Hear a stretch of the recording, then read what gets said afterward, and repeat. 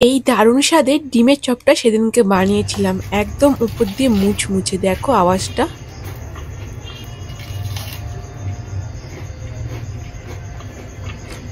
আজ তোমাদের এই মুচমুচে ডিমের চপটা করে দেখাবো খুব ইজি ওয়েতে।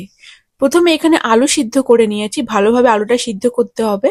আর ওপরে খোসাটা ছাড়িয়ে নিচ্ছি। সমস্ত খোসা ছাড়ানো হয়ে গেলে আলুগুলোকে হাতের সাহায্যে বা তোমরা যে কোনো হাতা বা চামচের সাহায্যে এইভাবে ভেঙে দেবে। ভেঙে হালকা ওইভাবে রেখে দিতে হয়, বেশি গুঁড়ো করার দরকার নেই। তো একটু মাখিয়ে নিলাম, মাখানোর পর রেডি হয়ে গেছে আলুটা।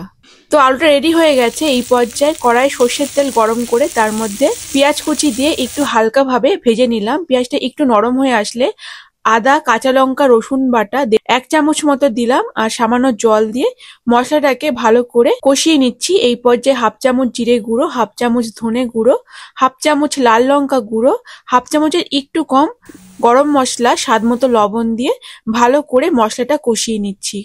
জল শুকিয়ে গিয়ে মশলাটা কষানো হয়ে গেলে এর মধ্যে স্ম্যাশ করা আলুগুলোকে দিয়ে দিলাম। আলুর সাথে মশলাটা ভালো করে মিশিয়ে দিচ্ছি বেশ খানিকক্ষণ।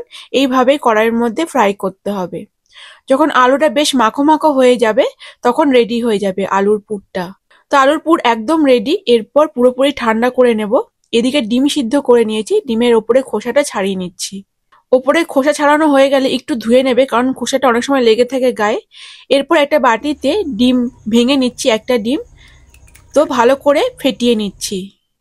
ফেটানোটা কমপ্লিট হয়ে গেছে। এরপর দেখো ডিমগুলো এইভাবে কেটে নিচ্ছি, মাঝ বরাবর কেটে নিয়েছি। তো সবকটা ডিম আমি এইভাবে সেম ভাবে কেটে নিয়েছি। এরপর ডিমের মধ্যে একটা ডিমের অংশ নিয়ে তার মধ্যে আলুগুলোকে দিয়ে দিতে হবে। এইভাবে ওপর দিয়ে আলুগুলোকে এইভাবে ডিমের গায়ে লাগিয়ে নিতে হবে। তোমরা চাইলে ডিমের এক অংশই লাগাতে পারো।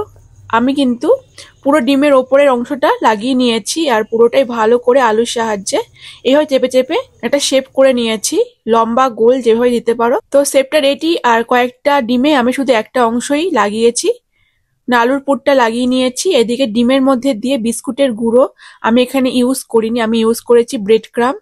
তোমরা চাইলে বিস্কুটের গুঁড়ো দিতে পারো, কিন্তু বিস্কুটের গুঁড়ো দিলে এতটা মুচমুচে হয় না, ব্রেড ক্রাম্বটা দিলে বেশি মুচমুচে হয়। তো যদি বাড়িতে ব্রেড ক্রাম্ব না থাকে তাহলে বিস্কুটের গুঁড়ো দিয়েও তোমরা করতে পারো।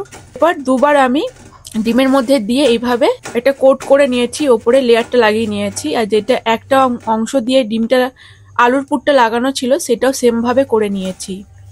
তেলটা পুরোপুরি গরম হয়ে গেলে তারপরে মিডিয়াম টু লো ফ্লেম করে ভাজতে হবে।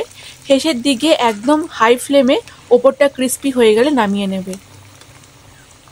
তো প্রথমে যে পার্টে আমি ডিমটা ভেজেছিলাম দেখতেই পাচ্ছ ভাজা হয়ে গেছে। এরপর তেল থেকে তুলে রাখছি। নেক্সট ব্যাচের ডিমের চপগুলো এইভাবে সেম ভাবে ভেজে নিচ্ছি। প্রথমে মিডিয়াম টু লো ফ্লেমে ভেজে নিতে হবে, তারপরে হাই ফ্লেমে ওপরটা লাল লাল করে ভেজে তুলে রাখতে হবে। তাহলে রেডি হয়ে যাবে দারুণ স্বাদের এই ডিমের মুচমুচে চপ। শীতকালে বিকেলবেলায় এরকম টিফিন হলে আর কথাই নেই।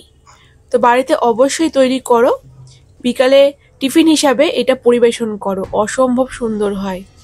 সাথে স্যালাড সসের সাথে পরিবেশন করো। আর দেখো কতটা মুচমুচে হয়েছে। আর ভেতরটা আমি কেটে দেখাচ্ছি।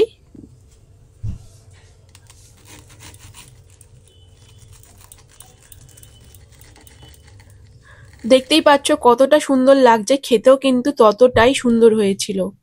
বাড়িতে এরকম ভাবে তৈরি করো ডিমের চপটা, দেখবে সবাই ভীষণ ভালোবাসবে খেতে। বিকালবেলাটা একটা সুন্দর পরিবেশ সৃষ্টি হবে এই ডিমের চপের জন্য। তো চলো বাড়িতে অবশ্যই তৈরি করো। কেমন লাগলো ভিডিওতে জানাতে ভুলো না। ভালো লাগলে প্লিজ শেয়ার করো, লাইক করো। পেজটাকে যারা ফলো করোনি ফলো করে নিও। ইউটিউবের বন্ধুরা সাবস্ক্রাইব করো। দেখা হবে আবার নেক্সট ভিডিওতে অন্য কোনো রেসিপির সাথে। টাটা।